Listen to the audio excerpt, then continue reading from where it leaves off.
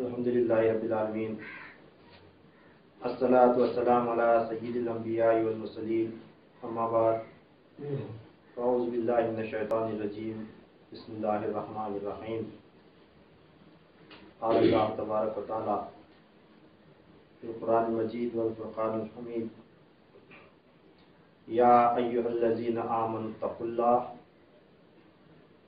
وابتغوا الیہ الوسیلہ وجاہدوا فی سبیلہ لعلکم تفلحون۔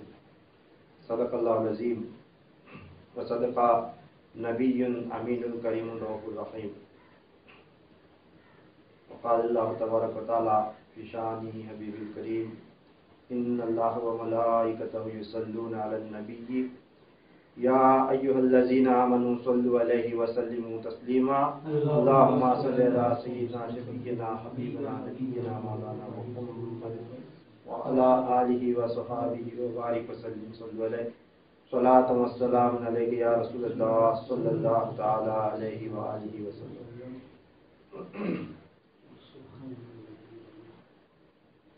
قرآن پاک کی 6ویں پارے کی سورہ المائدہ کی آیت نمبر 35 کی میں نے تلاوت کی ہے، جس کے اندر اللہ تعالیٰ ارشاد فرماتا ہے، یا ایھا الذین آمنوا اتقوا اللہ وابتغوا الیہ الوسیلہ، یعنی اے ایمان والو، اللہ سے ڈرتے رہو اور اس تک رسائی پانے کے لیے وسیلہ تلاش کرو۔ اللہ تعالیٰ کی معرفت حاصل کرنے، اس تک پہنچنے، اس کا قرب، اس کا تقرب اور اس کی رسائی حاصل کرنے کے لیے اس کے حضور تک تقرب و رسائی کا وسیلہ تلاش کرو اور اس کی راہ میں جد و جہد کیا کرو۔ وجاہدوا فی سبیلہ لعلکم تفلحون، اور اس کی راہ میں جد و جہد کیا کرو تاکہ تم فلاح پا جاؤ، یعنی تم کامیاب ہو جاؤ۔ تو اولیاء اللہ کے دامن کو تھامنے کا وسیلہ اللہ تعالیٰ تک پہنچنے کا اس آیت کریمہ میں حکم دیا گیا ہے کہ وسیلہ تلاش کرو، یعنی کسی ایسے کو تلاش کرو جو اللہ تعالیٰ کا قرب جس نے پا لیا ہو، یا اس سفر میں جو ہے بندہ، اسے تلاش کرو اور اس کا قرب حاصل کرو، اس کی صحبت اختیار کرو، کیونکہ اس کی صحبت تمہیں اللہ تعالیٰ تک پہنچائے گی۔ اب صحبت مل گئی، اگر کوئی شیخ کامل یا کوئی ولی اللہ آپ کو مل گئے، ان کی صحبت اختیار کرنے کا موقع ملا، تو اب کیا کرنا ہے ملنے کے بعد؟ آیت میں اللہ تعالیٰ نے فرمایا، اے ایمان والو، اللہ سے ڈرو اور اس کا وسیلہ تلاش کرو، اس کا قرب حاصل کرنے کے لیے کوئی وسیلہ تلاش کرو۔ جب وہ وسیلہ مل جائے، وجاہدوا، یعنی اب وسیلہ ملنے کے بعد جد و جہد کرو، کیونکہ تم فلاح پا جاؤ، کامیاب ہو جاؤ۔ تو اللہ تبارک تعالیٰ کے اس حکم کے مطابق تو ہم کیا کرتے ہیں؟ اولیاء اللہ کی بارگاہ میں جانا، شیخین کو، پیر کاملین کو تلاش کرنا، ان کی قربت میں رہنا، ان کی صحبت میں رہنا اور ان کے ہدایت پر عمل کرنا، اس آیت کریمہ کے مطابق ہم پر فرض ہے۔ اولیاء اللہ کا تلاش، اولیاء اللہ کی تلاش، ان کا قرب، ان کی صحبت اختیار کرنا ہم پر فرض ہے۔ اس واسطے اللہ تعالیٰ نے خاص کر حکم دیا کہ میرا قرب پانے کے لیے کوئی وسیلہ تلاش کرو۔ تو وسیلہ تلاش کرنے کے بعد ان کی صحبت میں رہ کر پھر ہم پر جد و جہد کرنا، یعنی مجاہدات و ریاضات کرنا ہی ہم پر فرض ہوتا ہے۔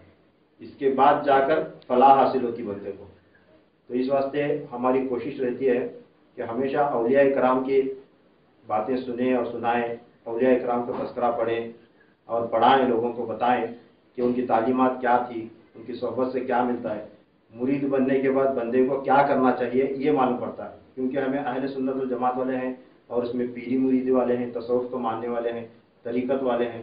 اولیاء کرام سے ہمیں خاص نسبت ہے، محبت ہے، عقیدت ہے، ہم طریقت کو مانتے ہیں اور سلسلے سے منسلک ہیں، ہر کوئی کسی نہ کسی سلسلے سے منسلک ہے۔ تو اس پر صرف بیعت حاصل کر کے گھر میں بیٹھنے سے کچھ نہیں ہوتا۔ بیعت لیا، شیخ اگر کامل مل گیا الحمدللہ، پھر بیعت لینے کے بعد گھر جا کر بیٹھ گیا تو اس پر کامیابی صرف اتنے حصے سے نہیں ہوتی۔ کیونکہ اللہ تعالیٰ نے حکم دیا کہ سب سے پہلے اللہ سے ڈرو، پھر اس کی راہ میں وسیلہ تلاش کرو، وسیلہ تلاش کرنے کے بعد پھر اس میں جد و جہد کرو، تب جا کر تمہیں فلاح حاصل ہوگی۔ تو اس واسطے ہماری کوشش رہتی ہے کہ اولیاء کرام کا تذکرہ بار بار سنایا جائے اور ان کی باتیں سنائی جائے، تاکہ یہ سن کر ہمیں بھی ان اولیاء اللہ کی باتوں پر عمل کرنے کا ذوق پیدا ہو، شوق پیدا ہو۔ تو آج کے اس دن کی نسبت سے میری ہمیشہ کوشش یہ رہتی کہ جس اولیاء کرام کی ولادت یا وصال ہو ان کا تذکرہ سناؤں، یہ میں زیادہ سے زیادہ کوشش کرتا ہوں۔ تو سب سے پہلے آپ کو بتا دوں، آج شعبان المعظم کی 12 تاریخ ہے، 12 تاریخ 1442 ہجری ہے، شعبان المعظم کی 12 تاریخ ہے آج۔ تو آج کے دن حضور خواجہ غریب نواز رحمۃ اللہ تعالیٰ علیہ کے والد ماجد حضرت غیاث الدین رحمۃ اللہ تعالیٰ علیہ کا یوم ولادت ہے، ان کی پیدائش دن۔ کون؟ خواجہ غریب نواز رحمۃ اللہ علیہ کے والد ماجد حضرت سید غیاث الدین حسن سنجری رحمۃ اللہ تعالیٰ علیہ۔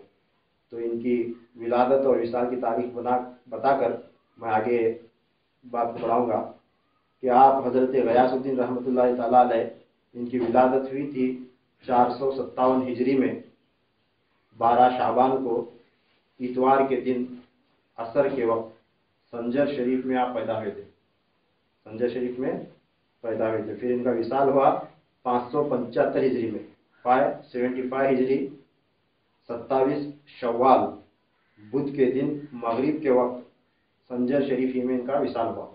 تو ان کا مزار، ان کا آستانہ مزار انور بھی سنجر شریف میں ہے، اور انہوں نے اس طرح سے ان کی عمر بنتی ہے 118 سال اس دنیا میں آپ ظاہری حیات میں زندہ تھے، اس دنیا میں 118 سال کی عمر مبارک آپ نے پائی۔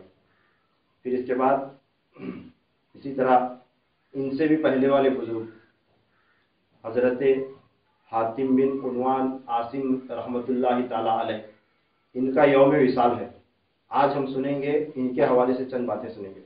حضرت حاتم ان کا نام ہے، ان کے نام کے ساتھ ان کی کنیت لگ گئی، ایک تو ان کی کنیت عبد الرحمن تھی، اور ان کے نام کے ساتھ ایک ایکسٹرا لفظ جو جڑ گیا وہ اسم ہے، حاتم اسم کے نام سے انہیں دنیا جانتی ہے۔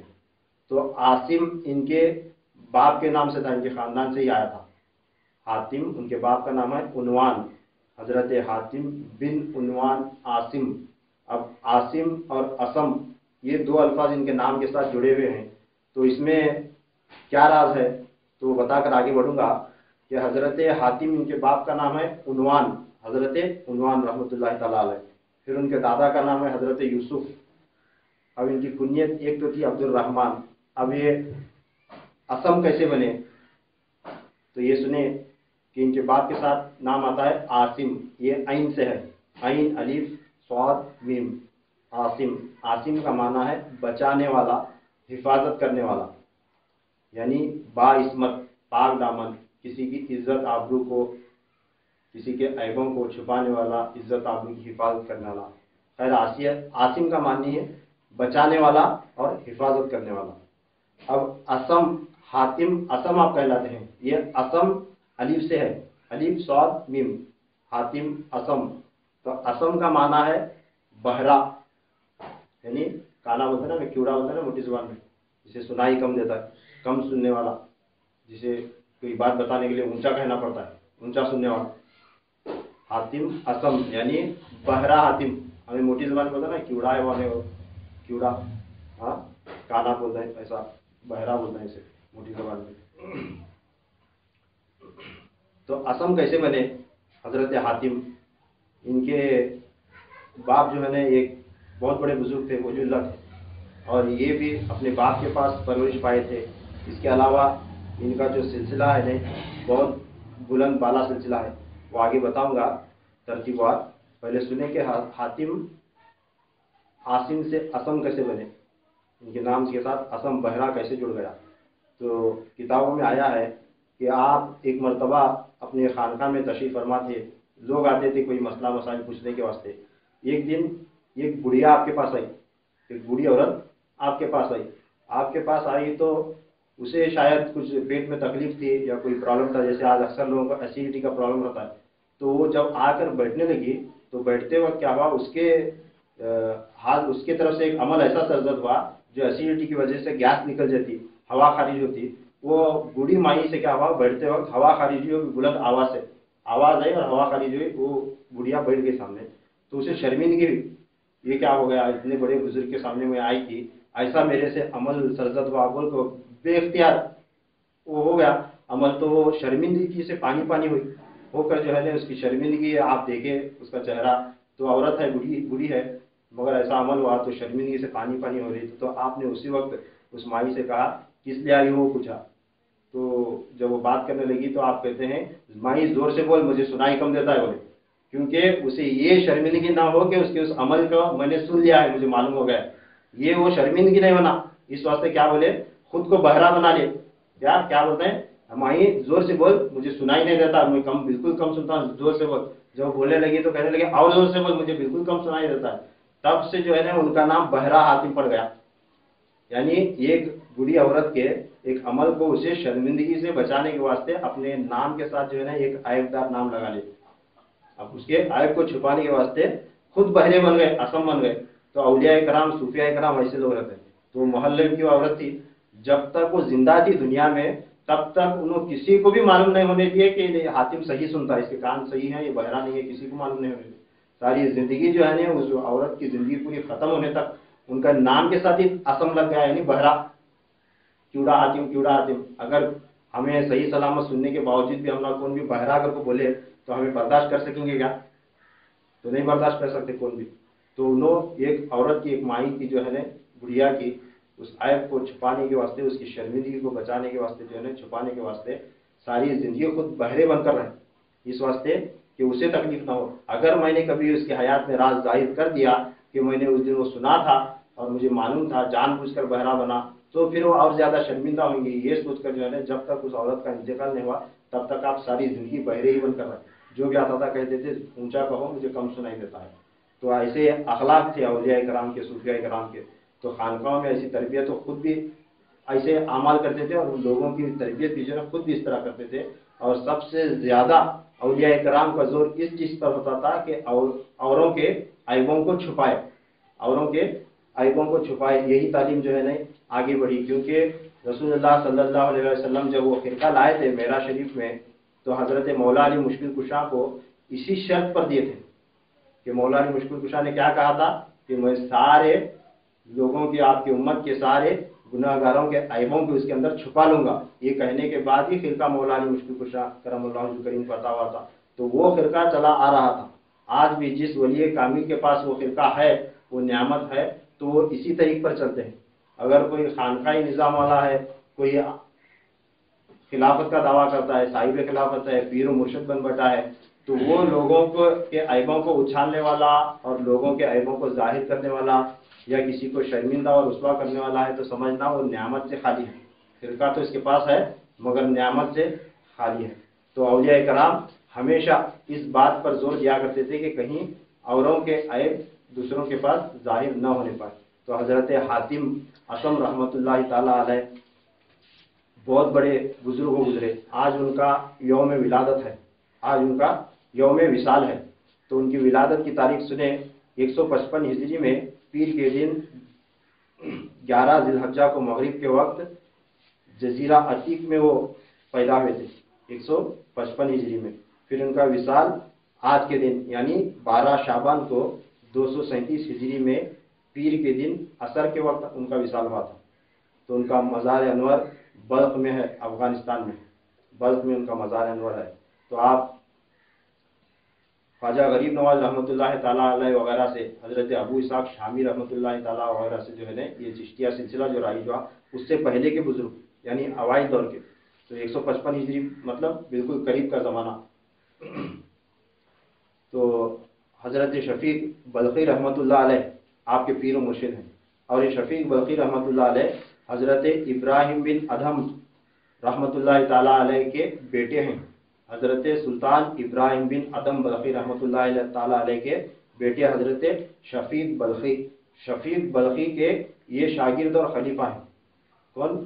حضرت حاتم اسم رحمۃ اللہ تعالیٰ علیہ، تو حضرت مولا علی مشکل کشا کے بعد حضرت حسن بصری رحمۃ اللہ علیہ عبد الواحد بن زید رضی اللہ تعالیٰ عنہ، پھر اس کے بعد فضیل ابن ایاز رحمۃ اللہ تعالیٰ علیہ، پھر ان کے بعد حضرت ابراہیم بلخی رحمۃ اللہ علیہ، حضرت ابراہیم بلخی کے بعد حضرت شفیق بلخی، شفیق بلخی کے بعد حاتم اصم رحمۃ اللہ تعالیٰ علیہ۔ تو ان کا جو سلسلہ ہے، ان کا سلسلہ خضرویہ ادہمیہ کہلاتا ہے۔ حضرت ابراہیم ادہم رحمۃ اللہ تعالیٰ علیہ کی نسبت سے ادہمیہ، اور ان کے جو خلیفہ ہوئے حضرت شیخ احمد خضروی رحمۃ اللہ علیہ، حضرت حاتم اصم رحمۃ اللہ علیہ کے خلیفہ ہیں۔ صرف ایک ہی خلیفہ انہوں نے بنایا اور وہی خلیفہ اکبر کہلائے، اور ان کے سے سلسلہ رائج ہوا حضرت شیخ احمد خضروی رحمۃ اللہ تعالیٰ علیہ۔ تو آپ کا سلسلہ خضروی اور ادہمی کہلاتا ہے، خضرویہ اور ادہمیہ، یہ آپ کا سلسلہ ہے۔ 180 ہجری میں صفر کی 11 تاریخ کو بدھ کے دن مغرب سے پہلے یعنی عصر اور مغرب کے درمیان آپ نے شفیق بلخی رحمۃ اللہ تعالیٰ علیہ سے طائف میں خلافت حاصل کی تھی۔ ان کی خلافت کا خاص ان کے سلسلے میں نعمت یہ ہے کہ اورادی اصغری و اشغالی کی تعلیم خاص انہیں عنایت کی جاتی ہے۔ اب کوئی ورد کرنا، اوراد کرنا، ذکر کرنا اور اس میں جد و جہد کرنا، مجاہدہ کرنا، یہ ان کے سلسلے کی خاص جو ہے تعلیم ہے۔ اس واسطے میں نے وہ آیت کریمہ تلاوت کی تھی کہ اے اللہ تعالیٰ نے فرمایا یا ایھا الذین آمنوا وابتغوا الیہ الوسیلہ وجاہدوا فی سبیلہ لعلکم تفلحون، یا ایھا الذین آمنوا اتقوا اللہ وابتغوا الیہ الوسیلہ وجاہدوا فی سبیلہ لعلکم تفلحون، اے ایمان والو اللہ کی راہ میں وسیلہ تلاش کرو اور مجھ تک پہنچنے کی خاطر، میرا قرب حاصل کرنے کی خاطر جد و جہد کرو، مجاہدہ کرو، کیونکہ تم فلاح پا جاؤ۔ یہ حکم کے تحت جو ہے نا یہ سلسلہ رائج ہے۔ اس حکم کے تحت اس سلسلے میں خاص کر اوراد اور اشغال کی تعلیم کی جاتی ہے، یعنی کوئی ذکر دے کر جو ہے نا وظیفہ دے کر ایک جگہ مرید کو بٹھانا اور کئی سالوں تک انہیں ذکر میں لگائے رکھنا اور شغل میں لگائے رکھنا، یعنی اسی میں مجاہدہ کروانا، ان کے سلسلے کی خاص جو ہے نا ایک نعمت ہے۔ اب یہ سلسلہ ابراہیم بن ادہم رحمۃ اللہ تعالیٰ علیہ سے ہوتا ہوا آیا۔ اب اس سلسلے کی تعلیم بھی یہ ہے، تو اس کی عنایت اس سلسلے میں کیا ہے؟ جب ذکر اذکار دے کر انہیں بٹایا جاتا ہے تو ان کے سلسلے میں خاص اس ذکر کی فضیلت یہ مرید کو حاصل ہوتی ہے، خلیفہ اکبر کو، کہ اس ذکر کے کرنے کی وجہ سے جب با اجازت پیر و مرشد کے پاس ذکر اذکار لے کر جب یہ ذکر شروع کرتے ہیں تو انہیں عطا یہ ہوتی کہ سب سے پہلے ان کے نفس کو طہارت حاصل ہوتی، اور ایسی طہارت حاصل ہوتی کہ نفس پاکیزہ ہوتے ہوتے اس کا اثر زبان پر ایسا پڑتا ہے کہ ان کی زبان سیف الرحمن کہلاتی ہے۔ کیا کہلاتی ہے؟ سیف الرحمن، یعنی اس کی زبان جو ہے نا تلوار کی طرح بن جاتی ہے، یعنی اسے مقام کن حاصل ہو جاتا ہے، یعنی جب وہ کچھ بھی کہتا ہے تو یہ اس کی زبان نہیں رہتی، وہ اللہ کی زبان بن جاتی ہے، وہ زبان اس کی نہیں رہتی، وہ اللہ کی بن جاتی ہے، یعنی اس کا حکم اللہ کا حکم ایک ہو جاتا ہے۔ اگر جس طرح اللہ تعالیٰ نے جو کہا کن ہو جا، یعنی ہو جاتی ہے ہر چیز، اس طرح کی کیفیت اس خلیفے کے اندر آتی ہے۔ اس سلسلے کی جو ہے نا خاص عنایت یہ ہے کہ انہیں ذکر کرتے کرتے ان کی زبان اور نفس ایسا پاک ہو جاتا ہے کہ ان کی زبان جو ہے نا سیف اللہ بن جاتی ہے، ان کی زبان سیف اللہ بن جاتی ہے۔ اور یہ سلسلہ خاص کر آج بھی مکہ مکرمہ میں رائج ہے، مکہ مکرمہ میں سعودی عرب میں یہ سلسلہ آج بھی رائج ہے۔ ان کے سلسلے کے خلفاء آج موجود ہیں اور قیامت تک یہ ان کی ایک شاخ جو ہے نا چلتی رہنے والی، جب تک امام مہدی علیہ السلام کا نزول نہیں ہوتا تب تک جو ہے نا یہ سلسلہ چلتا رہنے والا۔ پھر اس سلسلے والوں کو، ان سلسلے کے شیوخ کاملین کو جو نعمت عطا کی گئی ہے اس میں یہ بھی ہے کہ اس سلسلے والوں کو 70 کرامتیں ان کے ہاتھ سے صادر ہوتے ہیں، پورے حیات میں 70 کرامتیں ان سے صادر ہوتے ہیں، یعنی خود بخود ظاہر ہوتے ہیں۔ اور اس کے علاوہ اس سلسلے والوں کو صرف اور صرف 2 خلفاء بنانے کی اجازت ہے، اس سے زائد خلیفہ نہیں بنا سکتے۔ یہ جو سلسلہ ہے خضرویہ ادہمیہ، اس کے اندر صرف 2 خلفاء بنانے کی اجازت ہے۔ اگر وہ ایک بنایا دوسرا نہیں بنایا تو ٹھیک، مگر دوسرے کے بعد تیسرا نہیں بنا سکتا، اس کی اجازت ہی نہیں۔ تو ایسے کنڈیشنز ہیں سلاسل میں۔ پیری مریدی کے جو سلسلے ہیں ہر کسی کو مرید بنانے کی بھی اجازت نہیں اور ہر کسی کو خلیفہ بنانے کی بھی اجازت نہیں۔ بہت کم سلسلے میں اجازت ہے کہ وہ کئی خلیفہ بھی بنا سکتے ہیں، کئی مریدیں بھی بنا سکتے ہیں، مگر ان کے سلسلے میں جو اوپر کے بزرگان دین گزرے ہیں کاملین، ان کے اجازت سے وہ آگے خلیفہ بناتے ہیں۔ ہر کسی کو پکڑا، کوئی مولانا ملا اسے بھی خلافت دیا، انہیں ملا اسے بھی خلافت دیا، مریدہ بنایا. ایسا جو ہے نا یہ سب کاروبار آج چلے، یہ آج چلے، مگر حقیقی جو تصوف کے سلسلے ہیں، پیری مریدی جو طریق ہیں، اس کے اندر باقاعدہ ہر سلسلے میں ایک ایک باقاعدہ کنڈیشن ہے. خلفاء اتنے بنانا، مریدین کی تعداد حد سے زیادہ نہیں بڑھانا، یہ کنڈیشن دیکھ کر ہی مرید بنانا، اور اس مقام کو اس درجے پر پہنچانے کے بعد ہی خلافت عطا کرنا. ایسے کنڈیشنز کے ساتھ بھی مریدی کے سلسلے رائج ہیں. مگر آج لوگوں نے اپنے مفاد کے خاطر ہر کسی کو یہ مرید بنانا اور خلیفہ بنانا، یہ سب کاروبار چالو ہے. خیر، اور اس کے علاوہ اس سلسلے میں جس طرح ہر سلسلے میں یعنی کئی سلاسل میں کئی بزرگوں کو، کئی خلفاؤں کو، اولیاء اللہ کو جس طرح اپنے پیر و مرشدین سے خلافت ملی نا، اسی طرح انہیں روحانی خلافت بھی ملتی تھی. کسی کو ڈائریکٹ حضور صلی اللہ تعالیٰ علیہ وسلم سے روحانی خلافت ملی خواب میں، بشارت میں، اور کسی کو حضرت مولا علی مشکل کشا سے ملی، کسی کو حضرت ابوبکر صدیق رضی اللہ عنہ سے ملی، کسی سے عمر فاروق، اس طرح دیگر جو 7 خلفاء ہیں طریقت کے آپ صلی اللہ علیہ وسلم کے بنائے ہوئے، تو کسی کو 1 سے 2 سے ایسا خلافت ملتی تھی. مگر اس سلسلے میں خلافت روحانی کا سسٹم نہیں ہے. اس سلسلے میں صرف ظاہری خلافت ہوتی، باطنی خلافت کسی کو نہیں ہوتی. اگر کہیں پر، میرے سننے والوں کے لیے میں پیغام دے رہا ہوں، اگر کہیں پر سلسلہ خضرویہ ادہمیہ کا خلیفہ ہے، اگر وہ کہتا ہے کہ مجھے فلاں بزرگ سے روحانی خلافت ہے، تو سمجھ لینا وہ جھوٹا ہے. کیونکہ اس سلسلے میں روحانی بیعت اور روحانی خلافت کا سلسلہ ہے ہی نہیں، سسٹم ہے ہی نہیں، سوائے حضرت ابراہیم بن ادہم رضی اللہ تعالیٰ عنہ تک. یہاں تک کہ ان کے بیٹے شفیق بلخی رحمۃ اللہ تعالیٰ علیہ کو بھی روحانی بیعت و خلافت نہیں تھی. روحانی بیعت و خلافت شفیق بلخی رحمۃ اللہ تعالیٰ علیہ کو بھی نہیں ہوئی، حضرت حاتم اصم رضی اللہ تعالیٰ عنہ کو بھی نہیں ہوئی. پھر ان کے بعد جو ہوئے ان کے خلفاء ابو عثمان واعظ رحمۃ اللہ تعالیٰ عنہ کے خلیفہ ہوئے، پھر مولوی سعید احمد رحمۃ اللہ تعالیٰ عنہ کے خلیفہ ہوئے، پھر اس کے بعد محمد افضل رحمۃ اللہ تعالیٰ علیہ کے خلیفہ ہوئے، پھر ان کے خلیفہ ابراہیم بن عبداللہ طاقی رحمۃ اللہ تعالیٰ علیہ، پھر اس کے بعد آگے ان کی چین ہے آج تک موجود ہے. تو ان میں کسی کو بھی حضرت شفیق بلخی رحمۃ اللہ علیہ تعالیٰ علیہ سے لے کر آج تک جتنے بھی خلفاء ان کے سلسلے میں ہوئے، کسی کو بھی روحانی بیعت و خلافت نہیں ہوئی، سوائے حضرت ابراہیم بن ادہم رضی اللہ تعالیٰ عنہ کے.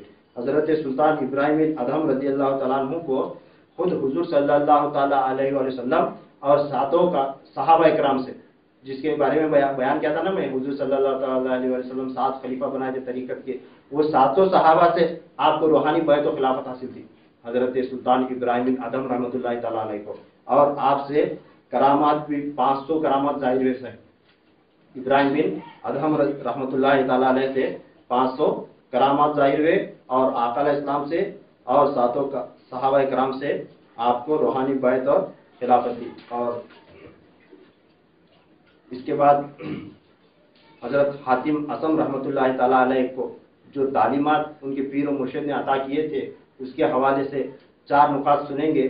سن کر جو ہے تقریر کو میں ختم کروں گا کہ کیسی تعلیمات دی آپ نے حضرت خواجہ شفیق بلخی رحمۃ اللہ تعالیٰ علیہ، حاتم اصم رحمۃ اللہ علیہ تعالیٰ نے کئی سالوں تک اپنی خدمت میں رکھا، اپنی خانقاہ میں رکھ کر تربیت کرتے رہے.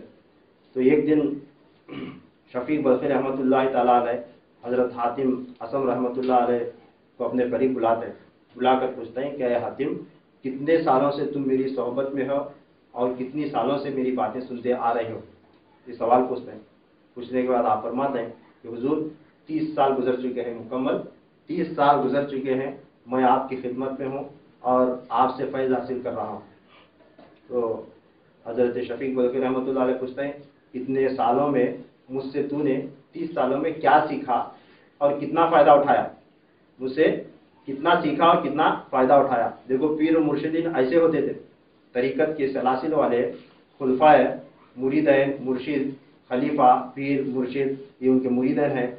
ایسے ہوتے تھے کہ مریدوں کو جو ہے مرید بنانے کے بعد جاوا میرے پاس مرید تو بنیا، تیرا بیڑا پار، اب تو چوری کریا تو بھی صحیح، کسی بھی دھوکہ دیا تو صحیح، تو ڈاکو بنیا تو صحیح، کس کا مال لوٹو کھایا تو صحیح، کون شیخ کا نام بول کر لوٹو کھاتا ہے، کون مرید بن کر لوٹو کھاتا ہے، کون خلیفہ بن کر لوٹو کھاتا ہے، کون کیا ڈھونگ رچا ہوئے جو ہے آج پیری مریدی کے نام پر انہوں نے معصوم لوگوں کو مرید بنا کر ان کے پیسوں پر نگاہ رکھ کر پیسے لوٹ کر کھاتے ہیں، یا تو ان کی ماؤں بہنوں پر غلط نظر ڈالتے ہیں، ان کی عزت آبرو لوٹ کھاتے ہیں. تو ایسے پیران لوگ آج کے زمانے میں ہیں. مگر یہ کیسے لوگ تھے؟ حقیقی لوگ. जिनसे पीरी मुरीदी की शान बरकरार है आज तक, तो बुलाकर क्या पूछ रहे हैं? 30 साल, कोई मामूली अरसा नहीं, 30 साल तक खानका में रख उनकी तरबियत करें। कितने? पूरे 30 साल तक। तो बहुत गौर करने की बात है, कोई मामूली बात नहीं, आसान बात नहीं है। एक बंदे को मुरीद बनाकर अपने सोहबत में रहकर 1, 2 या 3 साल नहीं, 30 साल तक उनकी तरबियत करे। 30 साल तरबियत करने के बाद खानका में बुला कर पूछ रहे हैं कि 30 साल मेरे पास रहा तो तू क्या सीखा हुआ और कितना फायदा उठाया, ये पूछ रहे हैं। पूछने के बाद आप रहमतुल्लाह ताला फरमाते हैं, या शेख, मैंने आपकी सोहबत में 30 साल गुजारे और इस 30 सालों में मैंने बहुत कुछ सीखा और उससे आपके बताए हुए इल्म से मैंने 8 फायदे हासिल किए। कितने? 8 फायदे। तो हजरत पूछते हैं शफीक बल्कि रहमतुल्लाह ताला अलैह कि आए हातिम, क्या वो 8 फायदे इससे पहले तुझे हासिल न थे? तो आप बोल रहे हैं नहीं, इससे पहले मुझे हासिल नहीं थे। फिर पूछते हैं 30 सालों में जो इल्म सीखा उससे सिर्फ 8 फायदे लिया, तो इससे ज्यादा इल्म की और इससे ज्यादा फवाइद की तुझे गरज है क्या? नहीं पूछते हैं। तो बोलता है कि मुझे हुजूर सच पूछें तो मुझे इससे ज्यादा अपना इल्म सीखना है, ना ही इससे ज्यादा मुझे फवाइद की जरूरत है। तब हजरत शफीक बल्कि रहमतुल्लाह फरमाते हैं, बेटा मैंने सारी जिंदगी अपनी तेरी तरबियत में सर्फ कर दी, अब वो 8 फायदे ऐसे तूने कौन से हासिल किए और वो ऐसा कौन सा इल्म हासिल किया जिसके बाद तुझे आगे इल्म ना इल्म की जरूरत है ना कोई फायदा हासिल करने की जरूरत है, जरा बयान तो कर, सुना बोलते हैं। तब हातिम असम रहमतुल्लाह ताला अलैह बयान फरमाते हैं, क्या शेख, सबसे पहला फायदा ये हुआ कि मैंने खिलकत को गौर से देखा, लोगों को गौर से देखा तो मालूम हुआ कि हर एक शख्स ने किसी न किसी को अपना महबूब व माशूक करार दे रखा है। हर शख्स किसी न किसी को अपना महबूब बनाया, अपना महबूब व माशूक बनाया हुआ है। वो महबूब व माशूक इस किस्म के हैं कि बाज मर्ज मौत तक उसके साथ रहते हैं, मरने तक। जिसे भी बंदा दुनिया में, हमारा हाल बयान कर रहे हैं सब, क्या बोल रहे हैं, मैं दुनिया को गौर से देखा, दुनिया के लोगों को गौर से देखा तो लोग किसी न किसी को अपना महबूब बनाया। किसी जो है अपने मोटरसाइकिल के ऊपर प्यार है, किसी को अपने कार के ऊपर प्यार है, किसी को अपने घर के ऊपर प्यार है। उसकी सारी जिंदगी उसी लगी रहती है, उसकी सारी जिंदगी खाली मैं एक अच्छी गाड़ी लेना बोल जिंदगी गुजार रहा था, खाली मैं अच्छा बंगला बनाना करके जिंदगी गुजार रहा था। किसी की जो है ना अच्छी बीवी शादी करके बड़े खानदान की लाने की शौक रहती है, उसके वास्ते जिंदगी गुजार रहा था। किसी जो है मैं कमा कोई बड़ा खेत लेना करके ख्वाहिश रहती है। यानी जिस चीज को अपना मोहब्बत का मरकज बनाकर हमें दौड़ रहे हैं, उन्हें से हमारा महबूब माशूक, वो चीज हमारी महबूब। तो उन्हें बोल रहे हैं कि हर बंदा किसी न किसी एक चीज को अपना महबूब व माशूक बनाकर उसके पीछे दौड़ रहा, यानी एक टारगेट रखे में, मैं मरे तक का ये काम करना हुआ, एक 5-10 लाख की कार लेकर फिरना, इसके वास्ते मैं पैसा कमाना, इस वास्ते कौन बंदा भाग दौड़ कर रहा, या तो मैं बड़ा बिजनेस कर या बड़ा बंगला, एक 4-5 मंजिल का बंगला बनाना, ये ख्वाहिश रख जो है बंदा दौड़ रहा है। किसी न किसी एक ख्वाहिश को अपना मरकज और महवर बना उसके पीछे दौड़ रहा है बंदा। वो बोल रहा है, मैं मोटे बात हम की बोल रहा हूँ, सब कुछ समझ में आने का बोलो सब। क्या किसी न किसी को एक चीज को मरकज बनाकर, महबूब बनाकर, अपना माशूक बनाकर उसके पीछे दौड़ रहा है।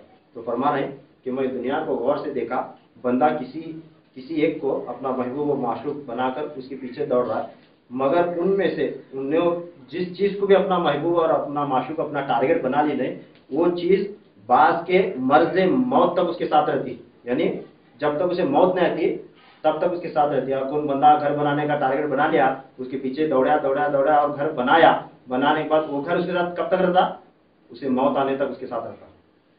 ये बोल रहे हैं, क्या बोल रहे हैं, उसकी मौत आने तक उसके साथ रहता है।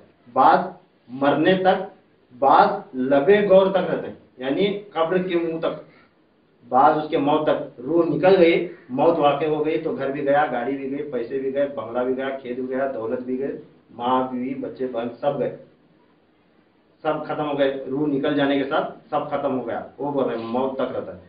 बाज कहाँ तक रहता है, लबे गौर तक, यानी कब्र तक, कब्र के मुंह तक, कब्र में उतारने तक। अब कब्र में उतारने तक उसका बाप दादा बेटा जवान है तो उसके भाई लोग और फिर उसके दोस्त लोग, ये जो भी उनके रिश्तेदार दोस्त है बाप जान पहचान वाले, वो कहाँ तक आते हैं, कब्र के मुंह तक आते हैं, कब्र में उतारने तक आते हैं। वो बोल रहे हैं, देखो कितनी अच्छी और खूबसूरत बात बताई कि तुम्हें किसी भी चीज को अपना टारगेट बनाकर उसके पीछे भागो उसे पालो, पा लेने के बाद मगर याद रखो कि वो चीज तुम्हें कब तक काम आने वाली, जब तक रूह है, हाथ पांव सही सलामत है, तब तक काम आने वाली। रूह निकल गई तो खत्म, वहां रह गया। अगर कोई किसी दोस्त अहबाब के वास्ते, अपने बीवी बच्चों के वास्ते दौड़ रहे हैं, तो वो बच्चे कहाँ तक आने वाले, तुम्हारे भाया है, माँ बाप है, बच्चे हैं, वो कहाँ तक आने वाले, कब्र के मुंह तक आने वाले, कब्र के अंदर तो नहीं आते, कब्र में तुम ना उतारने तक जनाजे के साथ तुम्हारे साथ आने वाले। तो आप फरमाते हैं उसके बाद कोई भी साथ नहीं जाता, कब्र के मुंह तक, लबे गौर तक आते हैं, फिर उसके बाद कोई भी साथ नहीं जाता। कोई महबूब ऐसा नहीं कि इंसान के साथ कब्र में जाकर उसका गमखार और कब्र का चिराग बने और कयामत की मंजिलें तय कराए। कब्र में गया बंदा तो कब्र में जाने के बाद दुनिया में कोई भी ऐसा महबूब नहीं है, चाहे तुम्हें किसी के पीछे भाग लो, कब्र के मुंह तक आने वाले, कब्र के अंदर आपको, कब्र के अंदर हमारी मदद करना।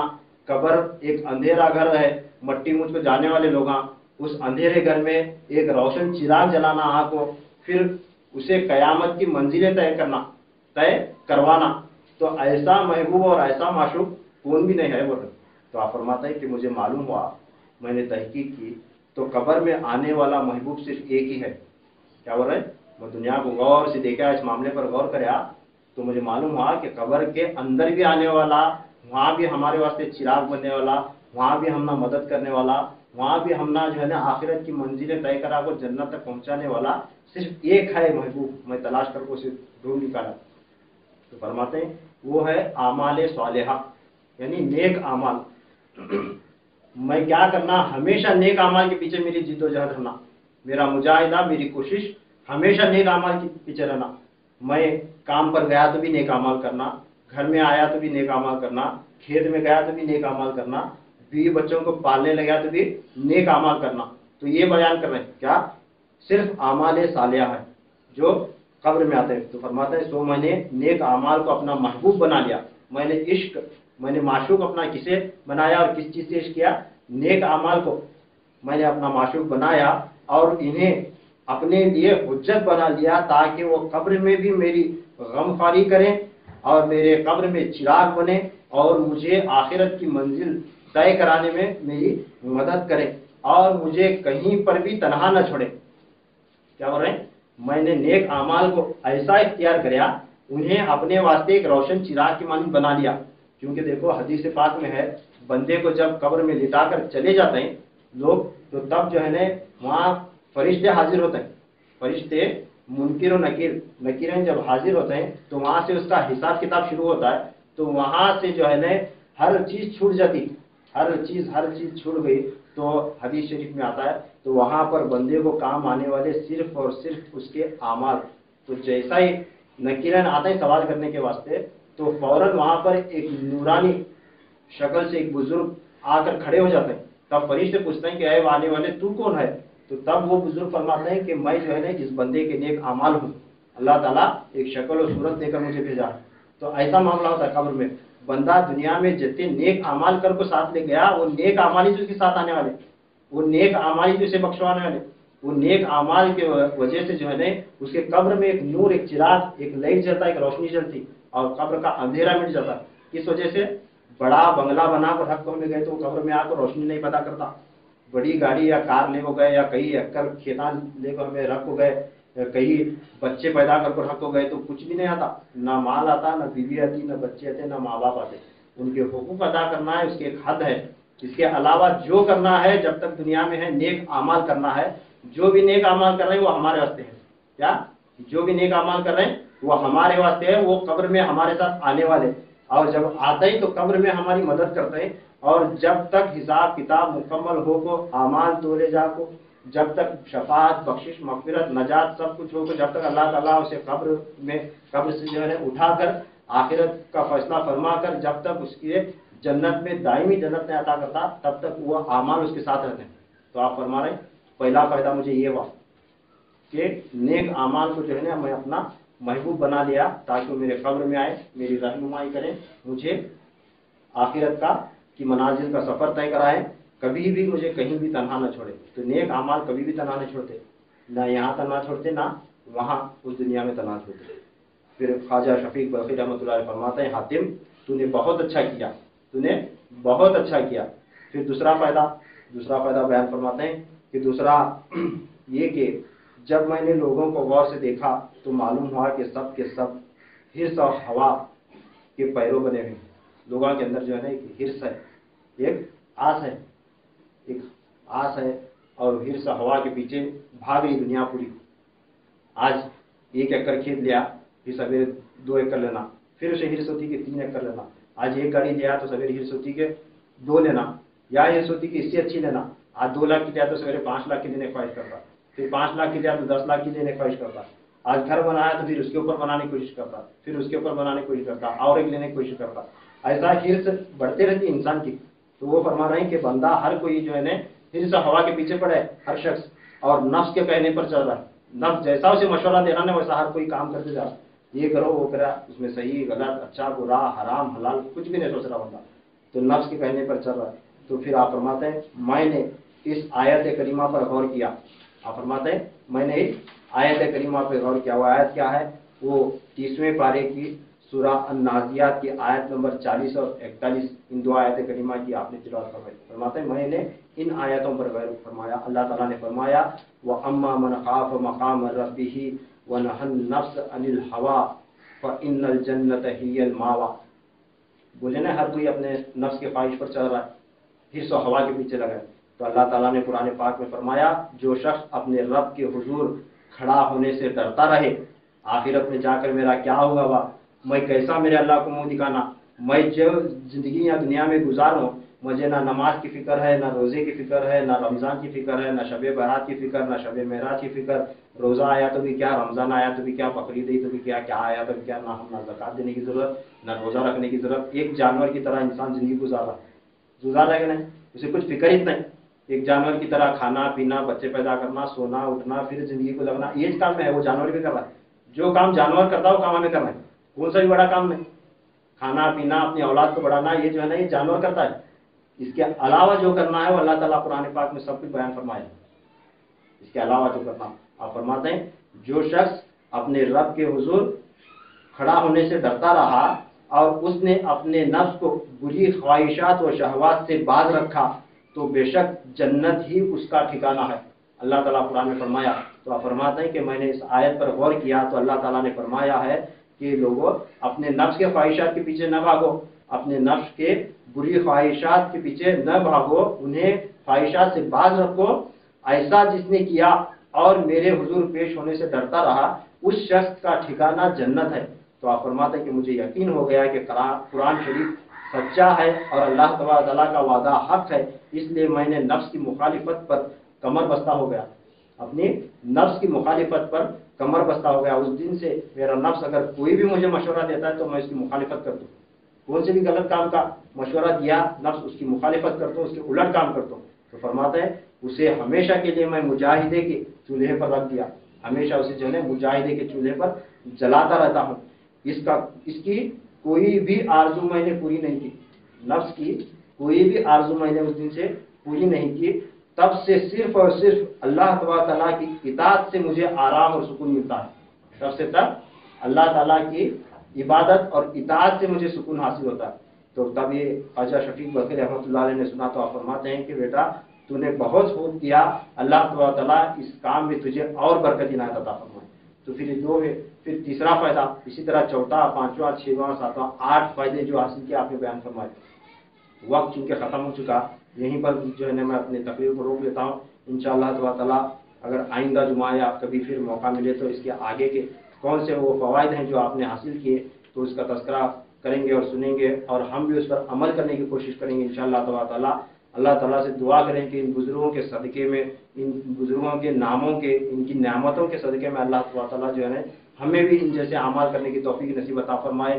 صرف ان کا تذکرہ سننا، ان سے عشق کرنا، ان سے محبت کرنا، ان پر فاتحہ پڑھ کر گھر چلے جانا اس سے کافی نہیں ہے۔